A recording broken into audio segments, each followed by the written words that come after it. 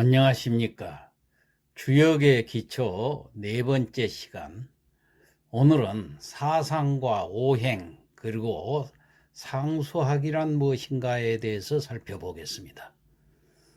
먼저 사상은 태극에서 생장하면서 네 가지로 분화된 것이라고 했습니다. 그 네 가지를 먼저 살펴보면은 태양, 소음, 소양, 태음으로 구분을 합니다. 이를 좀 더 구체적으로 분류를 하면 다음과 같습니다. 양 혹은 양효라고 그러죠. 양중양, 낮, 여름, 남쪽, 태양 이런 뜻을 가지고 있어요. 그 다음에 양중음, 저녁, 가을, 서쪽, 소음 이런 뜻을 가지고 있습니다.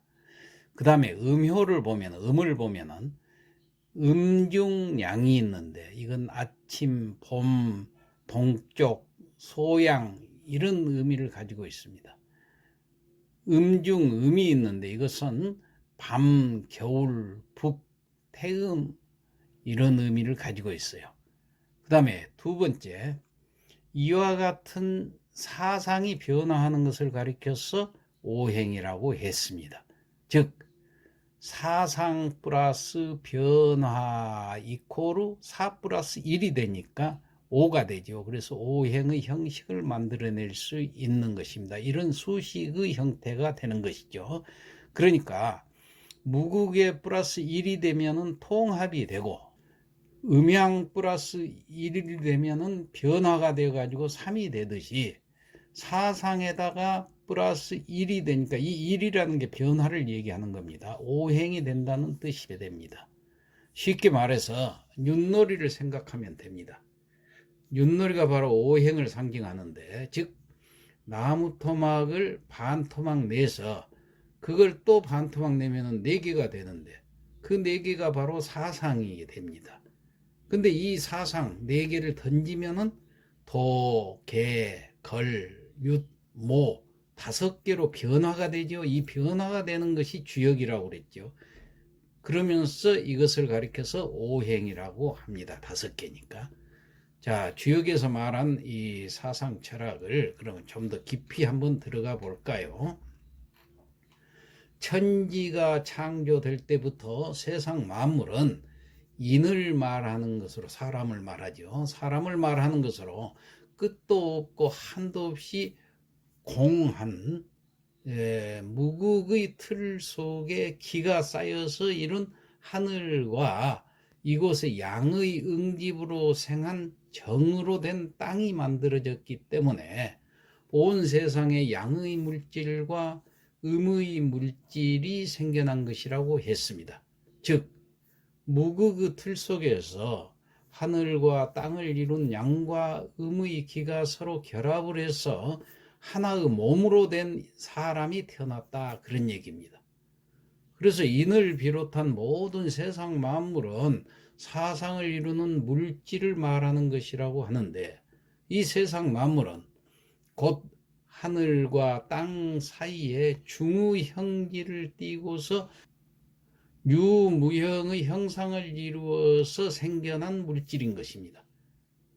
이들이 새로운 그 환경에 따라서 그 모양을 달리하며 서로 각기 파동작용을 실시하고 있기 때문에 서로 환을 이루어서, 이 환을 이룬다는 것은 나선형 형태로 지구가 공전하듯이 이러한 나선형 형태로 도는 것을 환을 이룬다고 그랬죠. 이렇게 해서 운행을 해서 태극을 완성하는 것이라 했습니다. 그래서 인이라는 것은 모든 세상 만물을 통칭한 것인데, 이들은 모두 양기와 음기가 결합해서 중기를 이룬 중성의 성질을 지닌 물질인 것입니다. 이들은 먼저 양의 형질을 띤 물질이 생긴 후에 다시 음의 형질을 띤 물질을 만들므로써 온 세상의 만물이 생겨서 존재하는 것입니다. 이는 하늘과 땅 사이에 중성의 형질을 띤 물질이 생겨서 돈다고 그랬죠. 움직이는 작용을 실시하므로 계속해서 움직이고 있는 유무형의 세상 만물을 말하는 것이라 했습니다. 정으로 이루어진 땅이 기로 이루어진 하늘 속에서 파동 운동을 실시하면서 돌고 있기 때문에 하늘과 땅 사이에 양의 형질과 음의 형질을 갖고 있는 세상 만물이 각각 만들어지고 생성되고 있다고 하겠습니다. 양과 음의 물질이 결합해서 중의 물질을 만들어서 각각의 체를 이루었기 때문에 온 세상에 처음으로 양극과 음극과 중극으로 나누어지는 태극을 형성하게 된 것입니다. 다시 말하면은 천에서 공급하는 양기와 지에서 발생하는 음정이 서로 작용을 해서 양음과 음양으로 나누어지는 기가 하늘과 땅 사이에 만들어졌다는 것입니다. 그래서 세상에 태양, 소양, 소음, 태음의 사상이 생겨난 것인데 이것이 바로 사상 철학의 원리로서 현대의학에서도 많이 적용되고 있습니다. 체질이라 하는 것은 사람이 선천적으로 타고난 정신 및 신체의 본 바탕을 말합니다. 정신작용을 포함해서 신체의 형태 및 기능의 본성은 대부분 유전의 영향으로 형성이 됩니다. 이 유전적 영향으로 형성된 본성은 환경이나 교육 또는 나이와 같은 후천적 조건에도 전혀 변화가 되지 않기 때문에 원래 그 기질을 그대로 가지고 있어요. 천성을. 그래서 사람은 누구나 다 타고난 체질을 유지하면서 살아간다 할 수 있는 것입니다. 그래서 사상체질설은 사람의 체질을 장기의 기능에 의해서 분류하고 설명함으로써 인체의 생리, 병리, 진단 및 치료와 약물 및 음식에 이르기까지 아주 유기적이고 구체적인 이론 체계로 이루어져서 기존의 의학과는 전혀 새롭고 다른 체질의학을 형성하고 있는 것입니다. 즉 인의 기가 생기게 된 것이 사상이다 그랬습니다. 그러면 이들 중에서 태양과 소양을 인양이라고 하고 소음과 태음을 인음이라고 칭하는 것으로서 이 체질을 파악해서 우리 몸을 치료한다는 얘기입니다. 그렇다면 사상할 때 상이라는 것은 무엇인가? 쉽게 생각하면 그 반대되는 개념, 즉 대비되는 개념과 같이 생각을 하면 상이 어떤 개념인지 알기가 쉽습니다. 상과 형이 대비가 되는 개념인데 이 형은 형체가 있는 유형의 것을 말하고 상은 형상이 없는 무형의 것을 말합니다. 그리고 형이 형식이라면 상은 내용이 됩니다. 그리고 형이 물질이라면 상은 바로 기운이 되는 것입니다. 상이란 개념은 어떤 사물의 변화가 구체적으로 드러나기 이전에 어떤 징조와 기미가 있는데 그걸 말하는 것입니다.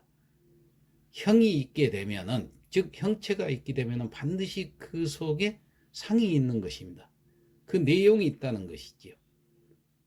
예를 들어서 꿈이나 지진이 나기 전에 동물들의 움직임이라든가 어떤 조짐 미리 보여주는 것, 이런 것이지요. 그래서 우주 변화 원리를 공부한다는 것은 바로 이 천지 변화의 상을 직관하는 공부를 하는 것입니다. 대자연의 기미, 징조, 상은 수로서 그 내용을 파악할 수가 있습니다. 우주의 모든 변화는 현실적인 사라는 것은 인간사를 말하죠. 또 그리고 물은 이 자연계에 분포되어 있는 모든 물질을 말합니다. 이 물에서 포착할 수가 있어야만 합니다. 사물을 탐색하는 방법인 상과 수에서 이것을 배우게 됩니다. 만일 우주의 사물들이 단순히 상만 나타낸다고 하면은 상의 옳고 그름의 판단에 있어서 많은 혼란이 일어날 것입니다. 그러므로 자연의 조화는 이와 같은 폐단을 방지할 수 있는 자연수가 상과 함께 흐르게 하고 있는 것입니다.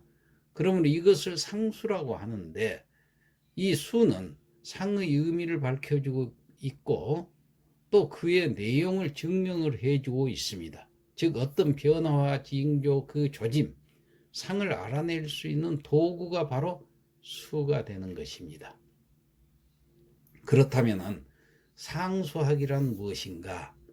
사람들은 흔히 주역을 통해서 점괘를 본다고 하는데, 주역은 점을 치는 철학이 아니라는 과학적인 근거를 제시해주고 있습니다.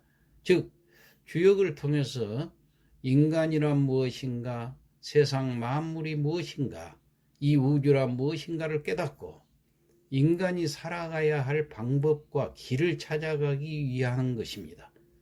주역은 바로 이 상과 수를 우주 변화의 원리를 탐구하는 방법으로 여기고 연구해온 학문이기 때문에 이것을 묶어서 상수학이다, 이렇게 얘기를 합니다. 그럼 지금부터 그 상수학에 대해서 구체적으로 살펴보겠습니다. 이를 통해서 우리 선현들의 지혜를 조금이나마 깨닫기를 바랍니다. 자, 수는 계산을 위해서 인간이 임의로 만든 것이 아니고 수 자체가 진리이고 철학인 것입니다. 그러므로 자연 수가 나타나는 모든 상은 허상이 아니고 실상이 되는 것이죠. 수에는 두 가지가 있습니다. 짝수와 홀수. 이를 음양으로 나누면 짝수는 음의 수가 되고 홀수는 양의 수가 됩니다. 동양 철학은 자연을 법칙화한 것이므로 자연수를 사용을 하는데 그 중에서도 1부터 10까지를 기본 수로 사용합니다. 음은 어두운 것에 해당하고 양은 밝은 것에 해당합니다. 하루로 치면 밤은 음이고 낮은 양이 되지요. 음은 정적인 것이고 양은 동적인 것에 해당이 됩니다. 우주의 진리를 밝히는 이 음양오행 철학은 상징, 그러니까 기호로 표시하고 또 수로 이루어져 있습니다. 그래서 우주 변화 원리를 상수학이라고도 하는 것입니다.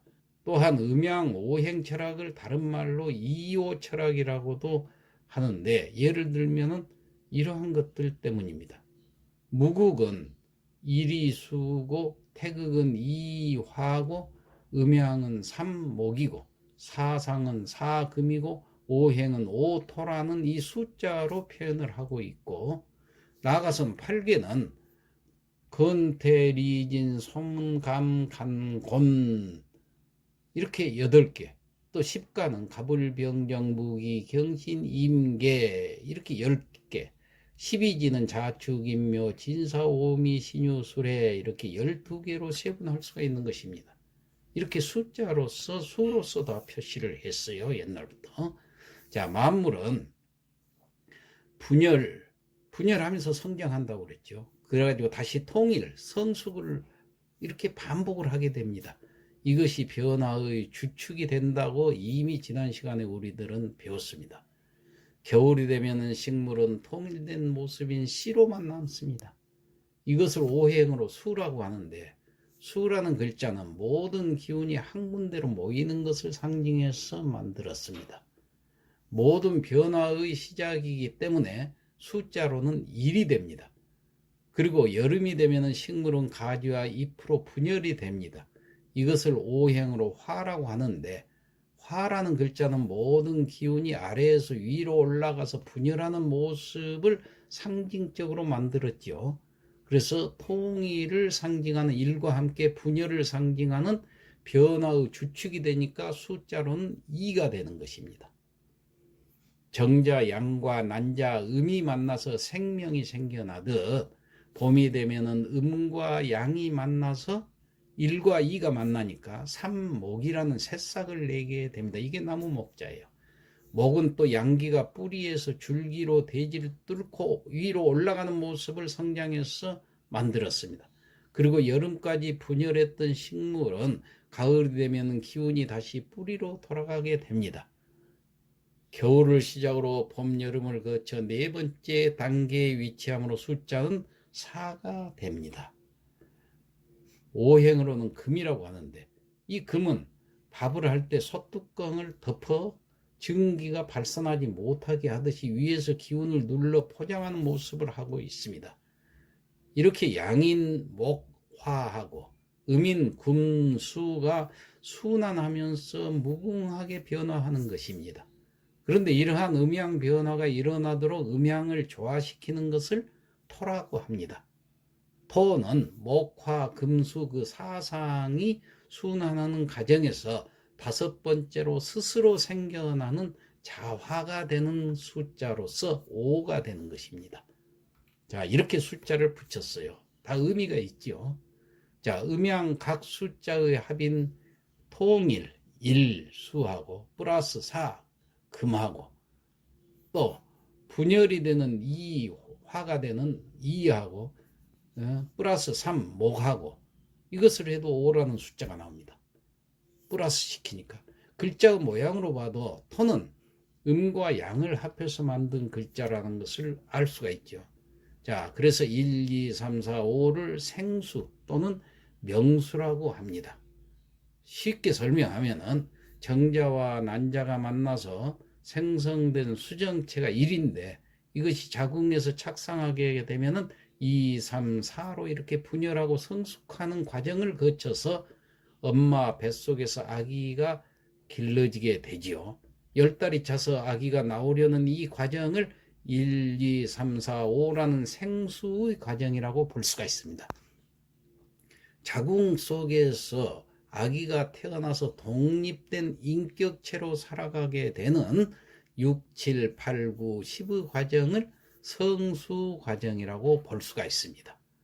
자, 성수는 눈에 보이지 않는 생수인 1, 2, 3, 4, 5의 과정에서 토, 5가 스스로 발생 자화한 중후 성격을 가진 오토 작용으로 해서 생수를 매개해서 1 플러스 5, 즉 6수가 되고 2 플러스 5, 7 화가 되고 3 플러스 5, 8 목이 되고 4 플러스 5, 9 금이 되고 5 플러스 5인 10 토가 되는 것입니다. 이게 바로 성수예요. 6, 7, 8, 9, 10을 그래서 성수라고 하는데 이는 눈에 보이는 형체를 가지고 있는 것을 상징하니까 이걸 또 형수라고도 합니다. 형태가 있다고 그래서 특히 10을 완성수라고도 합니다. 완전히 이제 성숙했기 때문에 성장했기 때문에 그래서 오토는 양 혹은 한쪽만을 조화시키는 불완전한 토이지만은 10은 목화 금수의 합으로서 음양 모두를 조화시킬 수 있는 것입니다. 그래서 10은 태고시대부터 조물주를 상징하는 수로 쓰였습니다. 이 10에서 가로 횡은 음을 뜻하고 세로 종은 양을 뜻합니다. 음과 양이 만나서 생명, 즉 가운데 그 만난 점을 생명점이다 하지요. 하도와 낙서 그 중앙점이 되는 것입니다. 이걸 창조하는 모습을 상징한 것입니다. 그래서 남자 여자의 합궁을 10으로 말하기도 하는 것입니다. 그래서 역사는 우주와 인간의 신비를 탐구하는 과정이라고 해도 과언이 아닐 것입니다. 우주 변화의 원리, 즉 음양 오행 법칙을 통해서 우주 운행의 목적을 깨우치고 그 속에서 살아가는 인간 삶의 목적이 무엇인지 찾을 수가 있는 것입니다. 하늘에는 북두칠성이 있고 땅에는 5대양 6대지구가 있습니다. 인간의 몸에는 5장6부가 있고 눈 둘이 있고 콧구멍이 둘이 있고 입이 있고 뭐 이렇게 해서 전부 9개의 구멍이 있고 10개의 손가락이 있고 발가락이 있습니다. 인간은 이렇게 숫자를 통해서 인간과 만물을 낳은 조물주의 뜻을 알고자 했던 것입니다. 이것이 바로 이수, 즉 법수, 소프트 수학이죠. 그런데 성인들은 하늘의 도움, 다시 말해서 천수상이라고 그러는데 우주가 자기 운행 법칙을 상으로 드리워 주었다는 뜻으로서 천수상이라고 그러는데 이 천수상을 받아서 마침내 우주 운행의 법칙을 상과 수에 담아냈고 후손들로 하여금 이를 통해서 우주의 비밀을 깨우치도록 했습니다. 이것이 바로 주역의 핵심이고 상수학이 바로 이러한 학문인 것입니다. 자, 오늘은 이러한 상수학이 무엇인가에 대해서 설명을 하면서 주역 철학에 좀 더 가까이 다가가 보았습니다. 좀 어려운 내용이었습니다만 이상 마치겠습니다.